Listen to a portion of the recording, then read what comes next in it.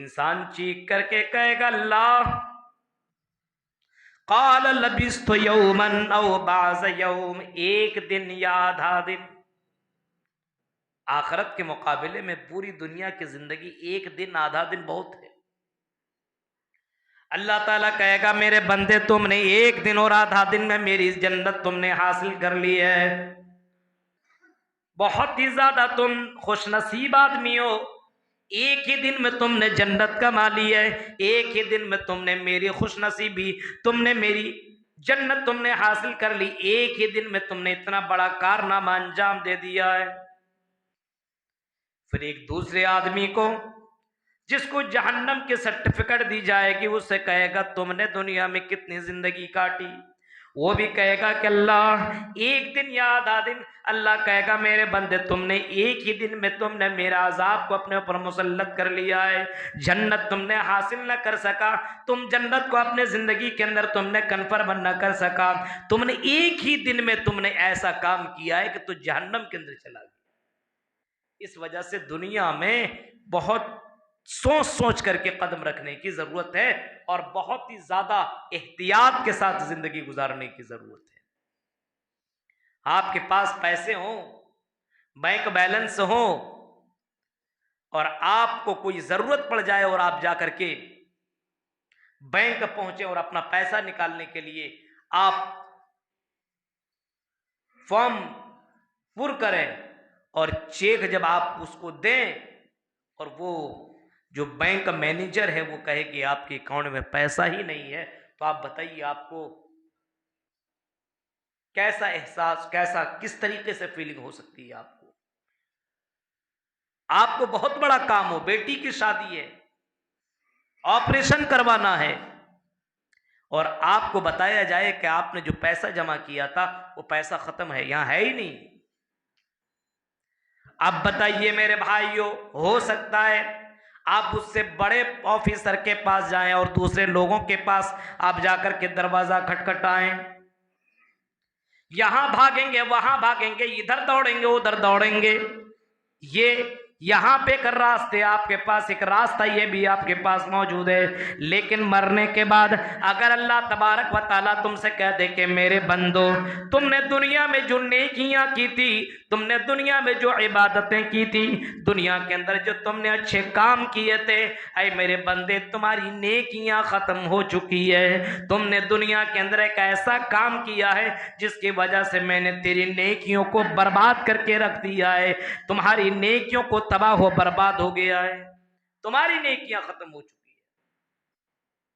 वो कहेगा कि अल्लाह मैंने वो ऐसा कौन काम किया है, मैं तो मुसलमान था, मुसलमान घर के अंदर पैदा हुआ था, मेरा नाम बड़ा अच्छा मेरे वालिदैन ने रखा था, हाँ कुरान की भी तिलावत किया करता था, नमाज भी पढ़ा करता था।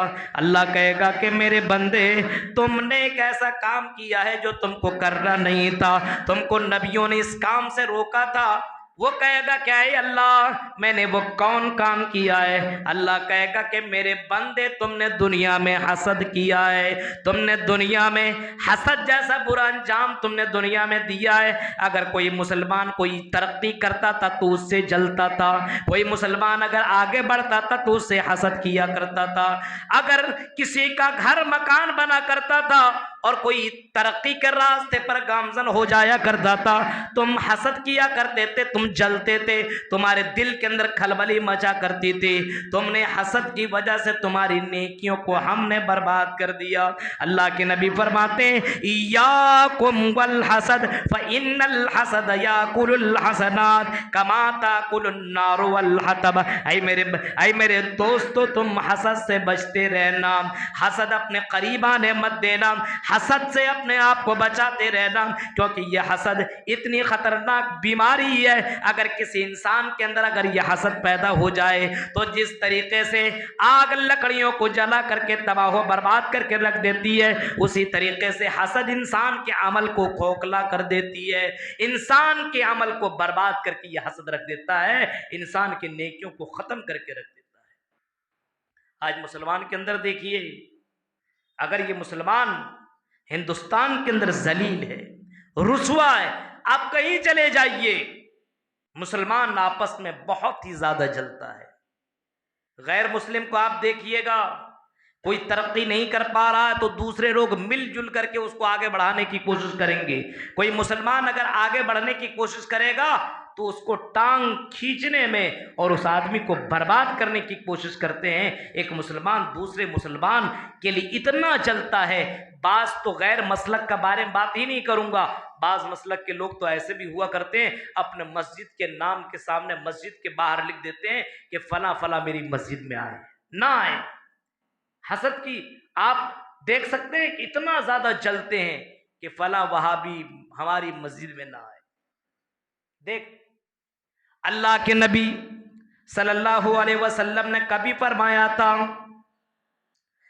तुम हमेशा बेहतरीन उम्मत, तुम हमेशा अच्छे भलाई में रहोगे, तरक्की करते रहोगे, दुनिया में तुम सरबरा और दुनिया में सरबराही करते रहोगे, हुकूमत करते रहोगे, दुनिया में तुम्हें जलील कभी कोई नहीं कर सकता है।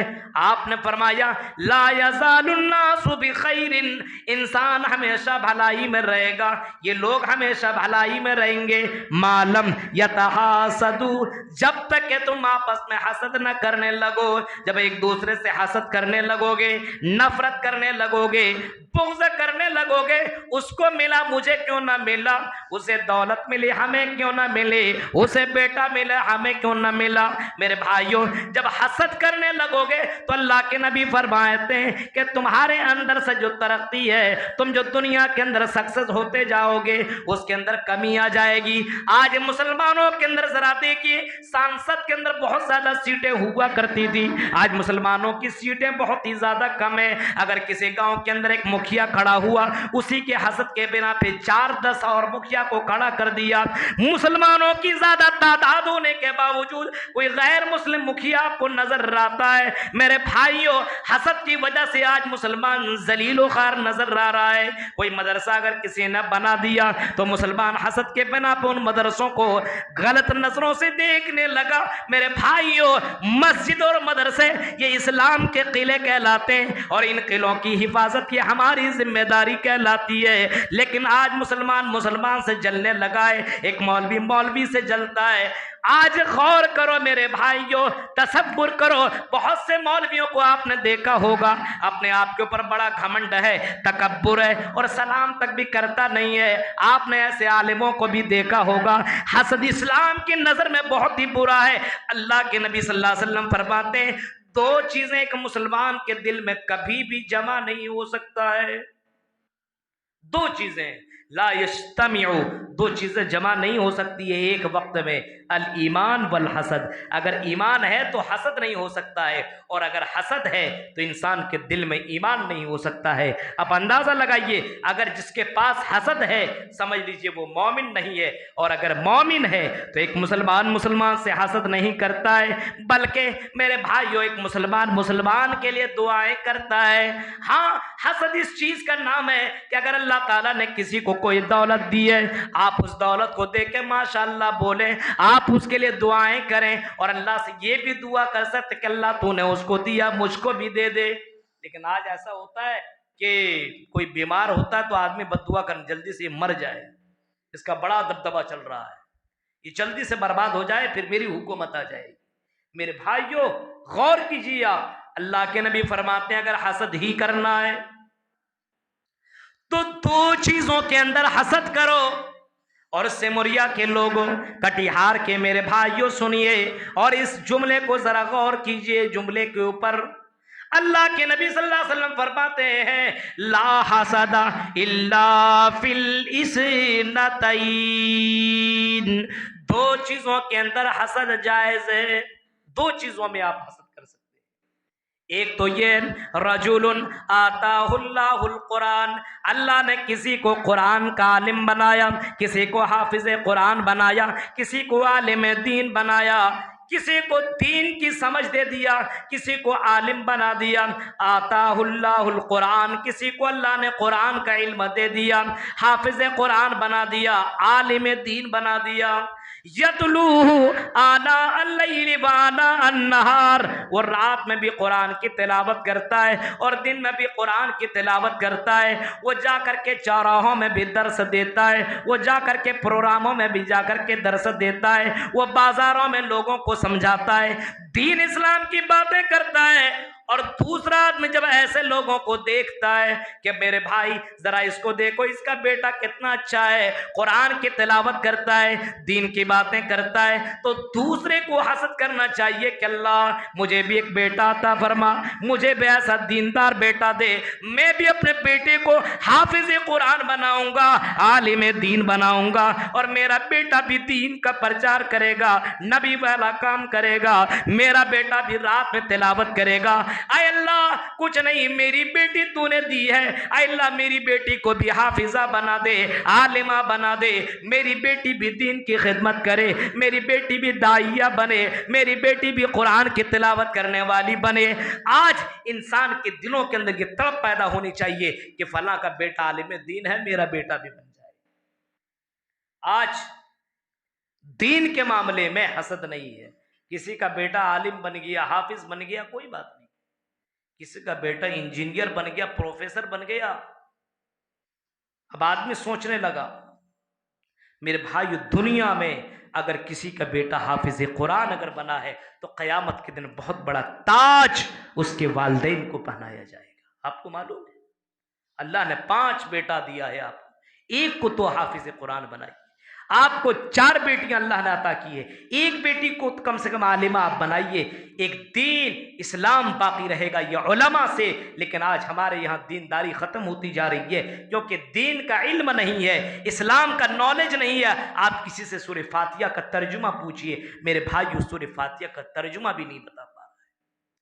फरमाया अल्लाह ताला, अल्लाह के नबी ने हसद करना है तो इस बिना पे कर सकते हो, कोई आलिम दीन है और अच्छी तकरीरें करता है, अच्छा दर्स देता है, कुरान की तिलावत करता है, तो ये दिल में ख्वाहिश होनी चाहिए, आय अल्लाह मुझे भी हाफिज कुरान बना दे, मुझे भी दीन का दाई बना दे, मैं भी दीन का काम करता रहूं, तू राजी होता रहा। मेरे भाइयों इस बिना पे इसको हसद नहीं कहा जा सकता है। और इसी तरीके से अल्लाह के नबी फरमाते हैं वह रजुलुन आताहुल्लाहुल माल, और अल्लाह ताला किसी को माल दे, दौलत दे, अमीरी दे, किसी को दौलतमंद बना दे, अमीर बना दे, और वो दौलतमंद आदमी, वो अमीर आदमी ऐसा हो कि उसके यहाँ कोई भी मांगने वाला जाए, कोई भी चंदा लेने वाला जाए, वो आदमी चंदा देने में कोताही न करे, कंजूसी न करे, अपने घर में बुला करके इज्जत से उसको रख के खिलाए पिलाए और उसके बाद वो चंदा भी दे। बहुत से चंदा देने वाले को देखिएगा, अमीर लोगों को, एक तो बहुत से लोग चंदा देता ही नहीं है, बहुत से लोग आपको ऐसे मिलेंगे जलसे में पैसा दे दिया, उसको समझ में आ गया मैंने बहुत बड़ा काम कर दिया। आप 1 साल में आपका 2.5% जो निकलता है माल का, बहुत से लोग ज़कात का माल भी नहीं निकालते, वो भी खा जाते हैं। अब आप समझ सकते हैं कितनी गड़बड़ियां हैं समाज के अंदर। एक अमीर अल्लाह ने किसी को बनाया है, आपको गरीब ही बनाया हो, आप 1 रुपया मस्जिद में दे सकते हैं, 10 रुपया दे सकते हैं, लेकिन दीजिए आप। बहुत से लोग ऐसे आएंगे मस्जिद में हफ्ते में 1 दिन आएंगे, लेकिन उसके बावजूद नमाज पढ़ करके चले जाएंगे, उसको तौफीक नहीं होगी कि 10 रुपया निकाल करके मस्जिद में दे दूं, अल्लाह के राह में दे दूं, इतनी भी देने के पास उसके पास ताकत नहीं। अल्लाह के नबी फरमाते हैं अगर हसद करना है तो हसद ये करो कि अल्लाह तबारक व तआला किसी को मालदार बना दे और वो मालदार आदमी गरीबों में अपने मालों को लुटाता रहे। तुम भी अल्लाह से दुआ मांगो कि अल्लाह आय अल्लाह मुझे भी तू मालदार बना, आय अल्लाह मुझे भी तू अमीर बना दे। अमीर बनना कोई गुनाह नहीं है, आय अल्लाह मुझे भी अमीर बना और ऐसा अमीर बना और ऐसा दिल दे, ऐसी मालदारी दे, मैं भी तेरे राह में, अल्लाह के राह में अपने मालों को खर्च करता रहूं। मस्जिद बने तो मस्जिद में मैं भी बढ़ चढ़ कर हिस्सा लूं, मदरसा बने तो मदरसे में भी हिस्सा लूं, यतीमों और गरीबों में मैं भी अपने पैसे को लुटाता रहूं। आज मुसलमान अपने पैसों को गलत जगहों में बर्बाद करता है, लेकिन दीन के लिए अपने मालों को कुर्बान करने के लिए तैयार नहीं है। आपको मुसलमान नजर आएंगे, शादियों में देखिए 10-10 लाख रुपए खर्च कर देंगे, लेकिन अगर मदरसों में चंदा देने की बात आए तो 50 रुपए कटाने में, रसीद कटाने में उसकी नानी याद आने लगती है। मेरे प्यारे साथियों, गौर करो, ये कौन सी मालदारी है? दुनिया के लिए सब कुछ करने को तैयार हो, लेकिन आखिरत बनाने के लिए तुम्हारे पास इतना भी दिमाग नहीं है और इतनी भी अकल भी नहीं है कि अल्लाह ने अगर माल दिया तो अल्लाह के राह में खर्च करो।